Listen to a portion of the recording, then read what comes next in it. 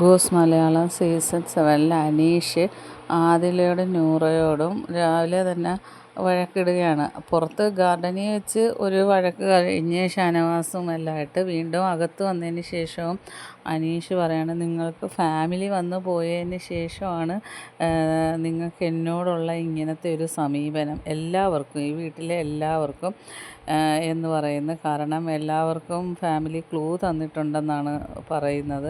എന്നിട്ട് അനീഷ് ചോദിക്കും, നിങ്ങൾ പക്വതയായവരല്ലേ, പിന്നെ എന്തിനാണ് ഈ ഷാനവാസിൻ്റെ വാക്കുകൾ കേൾക്കുന്നത് എന്ന് പറയുന്നത്. അത് കഴിഞ്ഞിട്ട് വീണ്ടും പറയുകയാണ്, നിങ്ങൾക്ക് ഫാമിലി ഹിൻറ്റ് തന്നിട്ടുണ്ട്, അതാണ് നിങ്ങൾ എന്നോട് ഇങ്ങനെയുള്ള സമീപനം. അപ്പോൾ ആദില പറയുന്നുണ്ട്, താൻ പോടോ എന്ന് പറയുന്നു. അപ്പോൾ അവിടെ ഷാനവാസ് വരുന്നു. ഷാനവാസ് പറയാണ്, സ്ക്രീൻ സ്പേസിന് വേണ്ടിയാണ്, നിങ്ങൾ മിണ്ടാതിരുന്ന് ഒന്നും സംസാരിക്കാൻ നിൽക്കണ്ട, അതിന് ഓരോന്നും കൊണ്ട് ഒപ്പിച്ച് വരികയാണ്.